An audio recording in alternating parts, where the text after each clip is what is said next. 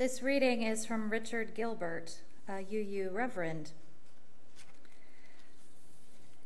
D.H. Lawrence once wrote, "Whatever the queer little word God means, it means something we can none of us quite get away from or at, something connected with our deepest explosions." I believe that religious education is a lifespan process of building our own theology and harnessing those deepest explosions. If you have ever wondered why bad things happen to good people, if creation is a cosmic fluke, or how Unitarian Universalists can behave virtuously without heaven and hell, then you are in danger of falling into theology. Somehow we have it in our heads that it is un-Unitarian Universalist to do theology, because that is what the Orthodox do. And we are, if truth be known, heretics. Heresy, while commonly understood as deviation from Orthodox belief, originally meant choice. The heretic is one who both dissents and chooses. UUs are very definitely happy heretics. We choose to do theology in a liberal religious mode. But if we are living, breathing, hurting, laughing, crying, questing human beings, it is impossible not to be theologians. Theology traditionally has to do with the study of God or divine things. But there is another definition as well. It can mean field of study, thought, and analysis that discusses religious truth. Theology has to do with ultimate concern and commitment by whatever names we call them. While theology can be and often is stuffy, deadly dull, and unutterably boring, it can be and often is exhilarating, exciting, and endlessly fascinating. Why? Because it has to do with the stuff of human experience, the meaning of being and becoming. So how do you do theology? I submit it is a different doing from conventional methods. We do theology not to become divine, as someone suggested, but to become more human. The poet George Santayana once wrote, "We cannot be religious in general. It is not enough to affirm our values. They do not constitute specific beliefs about the nature of ultimate reality, humanity, morality, human meaning, and destiny. While we embrace the 7 UU principles consensually, their use takes us to different places on the theological spectrum. I think of a favorite New Yorker cartoon of a woman and a man conversing. He looks troubled. She says to him, 'Don't worry, Howard. The big questions are multiple choice.'" It isn't quite that simple for us, but we do enjoy the religious freedom to contemplate a diverse theological spectrum of belief. Ultimately, we are all theologians. We all ponder the great life issues. As UUs, we celebrate common values that unite us, even as we enjoy a diversity of perspectives that enables us to learn and grow religiously. We come then to the task of building our own theology. Since we religious liberals admit no one knows the answer, it is terribly tempting for us to ignore theology. We are impatient as educators to teach, as preachers to preach, as activists to act, before we do our theological homework. As theologian James Luther Adams says, "We have a special responsibility to develop a literacy, and shall we say, get people out of the stage of the emancipated Unitarian Universalist who believes that because we call ourselves UU, there is nothing more to do." As if we've arrived. I know, I haven't arrived.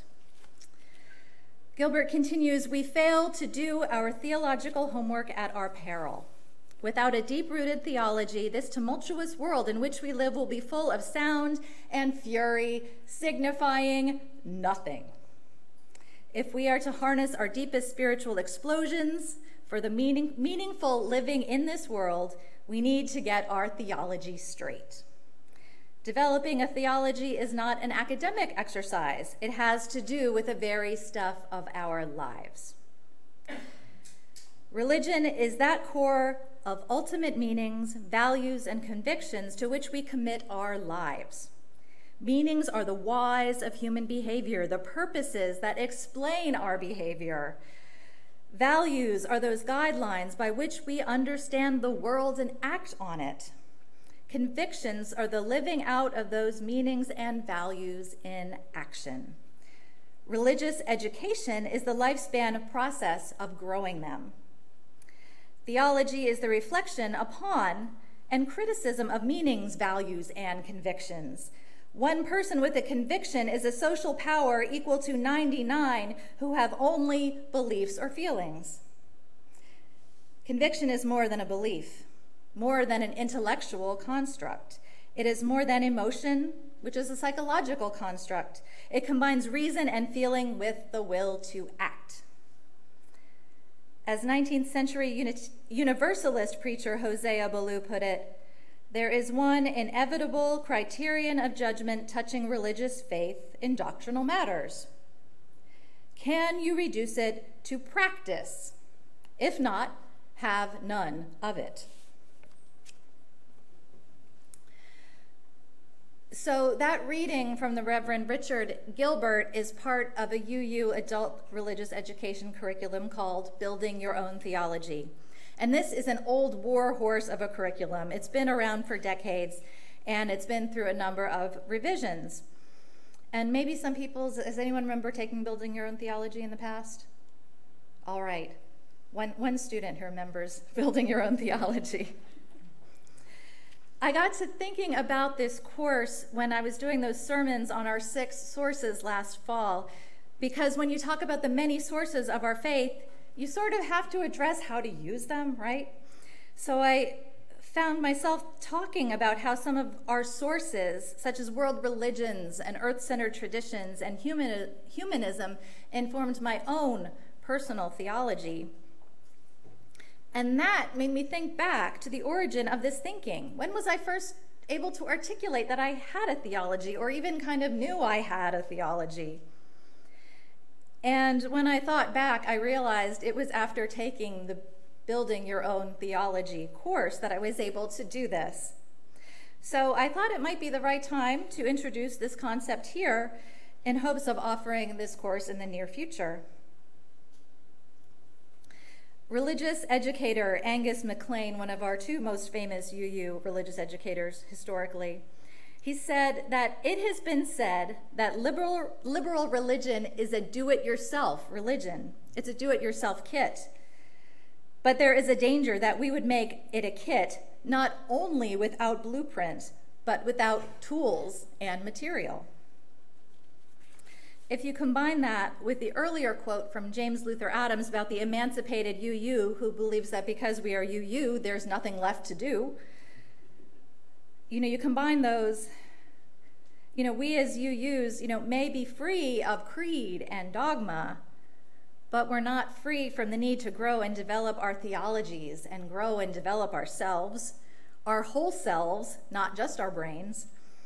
And the Building Your Own Theology concept can serve as both a toolbox and a blueprint in those efforts.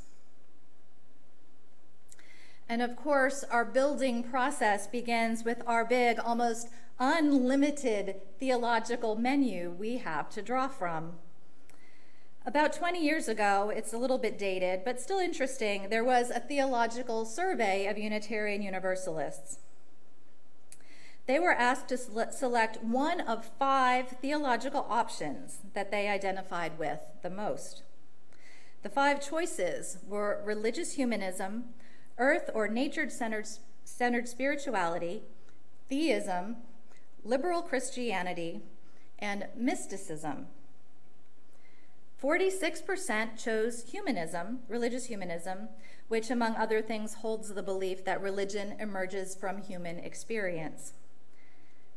The second largest category chosen was earth and nature-centered spirituality. That got 19%. Next was theism. Theism here was defined as God being the binding element of the world. Theism received 13%. Liberal Christianity got a 9.5% response, and mysticism, which emphasizes a sense of unity with everything, got 6.7%. And I'm sure as you're thinking these categories through, they're overlapping and intersecting, and it probably is hard to pick just one. And then there are probably other categories that you would select that were not on this list.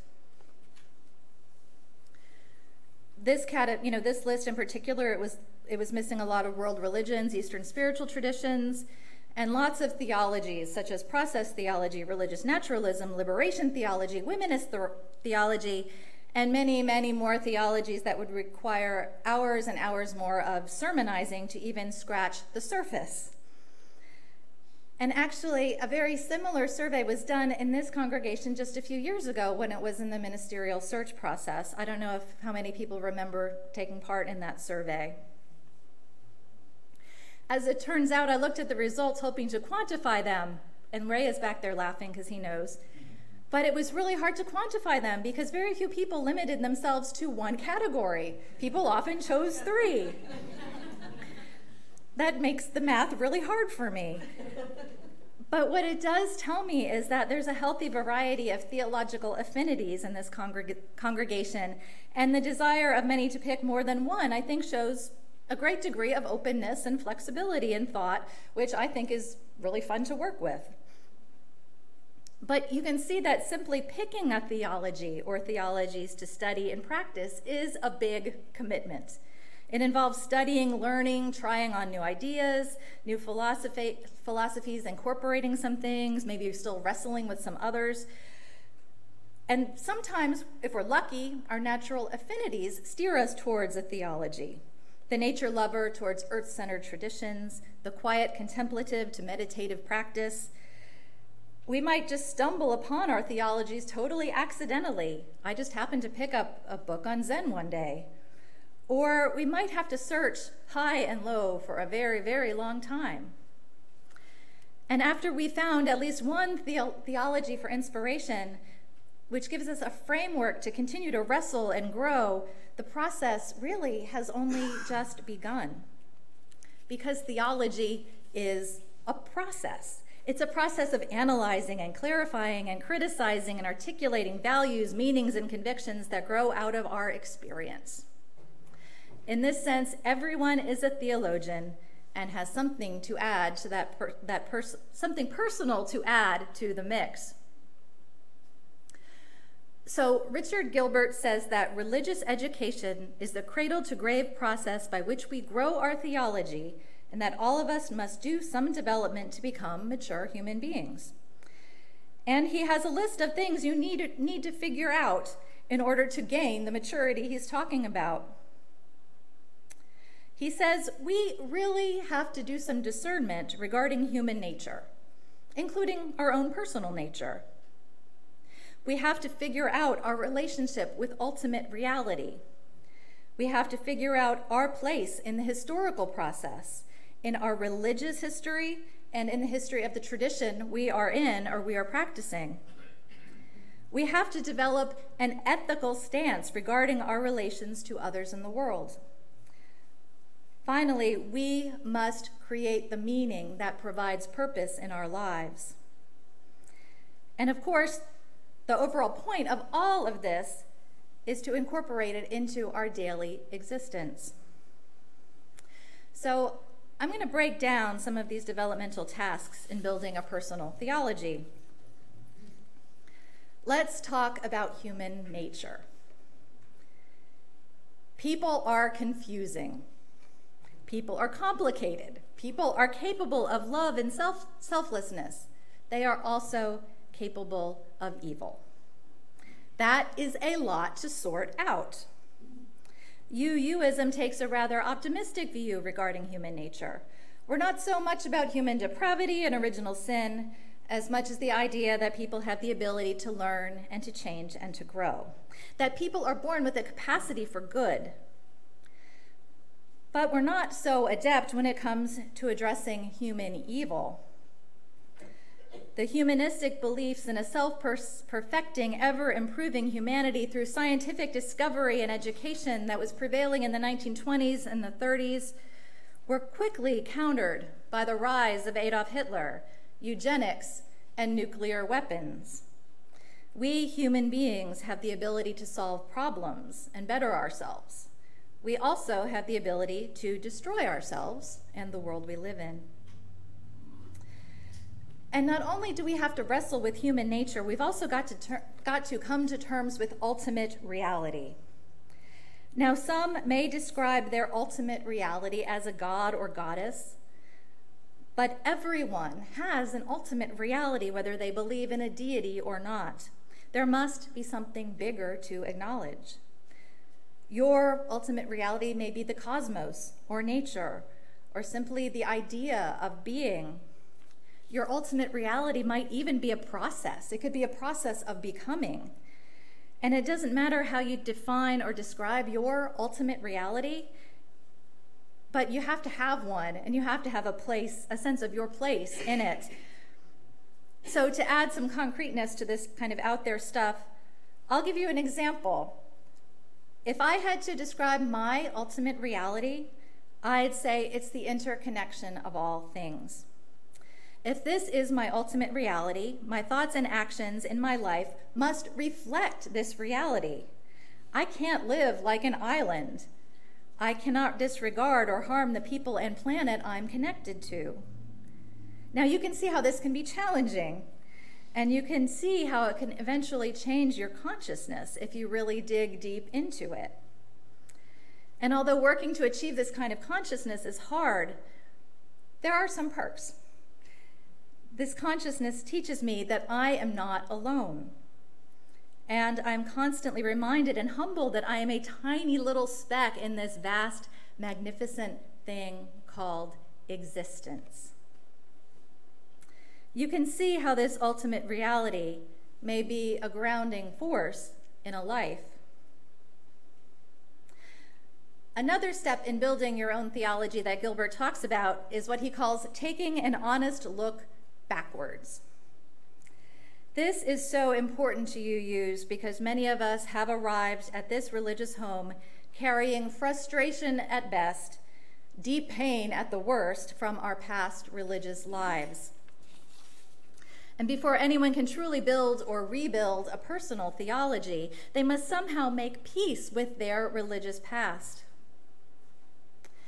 Even though the hurt may remain, it cannot be allowed to become its own religion, a religion of hurt and resentment. I know some people who go to the church of hurt and resentment. It's not really a fun place to be.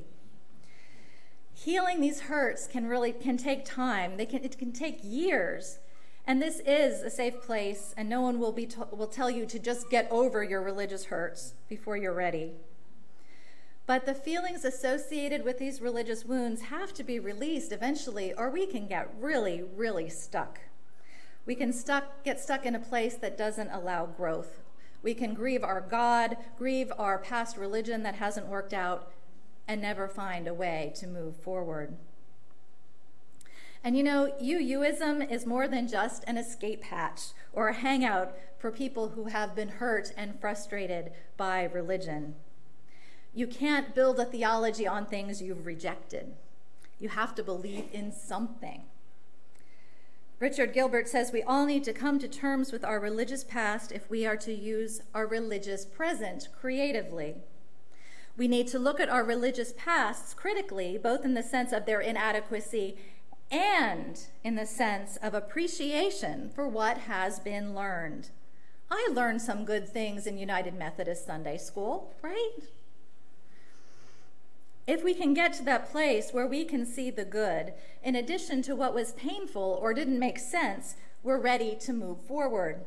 What Gilbert calls the great rejection must evolve into great acceptance of a new tradition, keeping what was meaningful from the old.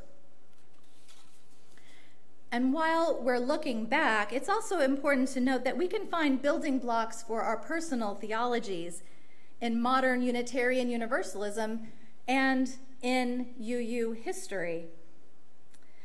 Now, our history does have some shortcomings. Its whiteness, its maleness, problems that are not unique to in our religion. It also has some elitism, particularly on the Unitarian side. But yet there is so much richness and inspiration to be found among our religious ancestors who are asking heretical, yet thoughtful and discerning questions about doctrine and scripture, and at every fork in the road continually chose the more open, affirming, and loving path, even when it involved controversy. And we've got lots of controversies in our history. Even when it was hard, they did it. Those very UU ancestors were building their theology. They studied, they reflected, they listened to their conscience, and they formed their own view of human nature, of God, of ultimate reality, as they personally understood it. We stand on the shoulders of those particular builders of UU theology, the theology that shows up in our principles and sources and in this room here today. In building our own theology, we also have to consider ethics. Richard Gilbert calls ethics unenforceable obligations. His funny little quip is, UUs are good for nothing. Do you get the double meaning there? Good for nothing in return, good for nothing, okay. An educator named James Conant says, ethics are those inner imperatives that prompt us to care when we need not, to act when it may be controversial, to serve when we would rather indulge ourselves. The true test of character is to act when so doing will not do us any personal good. There's this great little story about Hosea Ballou, the 19th century preacher of universal salvation, which illustrates this very well. He was riding the circuit in the New Hampshire hills with a Baptist minister one afternoon. They argued theology as they traveled. At one point, the Baptist looked over and said, "Brother Ballou, if I were a Universalist and feared not the fires of hell, I could hit you over the head, steal your horse and saddle, and ride away, and I'd still go to heaven." Hosea Ballou looked over at him and said, "If you were a Universalist, the idea would never occur to you." Go Hosea. Because we often have no great enforcer upon high to make us be good, our own personal theologies have to incorporate a deep personal ethical framework. The last component of theology building I'll touch on today is meaning making, the idea that we are the active meaning makers, meaning creators in our lives. This little story explains this perspective very well. When asked by the Chicago Press about life's final meaning, Mother Teresa, the saint who dedicated her life to caring for the poorest and the sickest, said, "Life's meaning is to become holy and to go to heaven." When confronted with her answer and asked the same question, the then UUA president, Reverend Eugene Pickett, said, "The purpose of life is to become whole and to create heaven on earth." The process of building one's own theology is important in Unitarian Universalism because we are the meaning makers of our lives. We are responsible for striving toward wholeness. No pre-packaged and standardized life purpose is handed to us. We must do the hard work of figuring things out for ourselves. But when we do this together, in community, in conversation, it's not so bad. And we are better off for it. We are better for our world. And we are better for each other and the planet we inhabit. May it be so, and blessed be.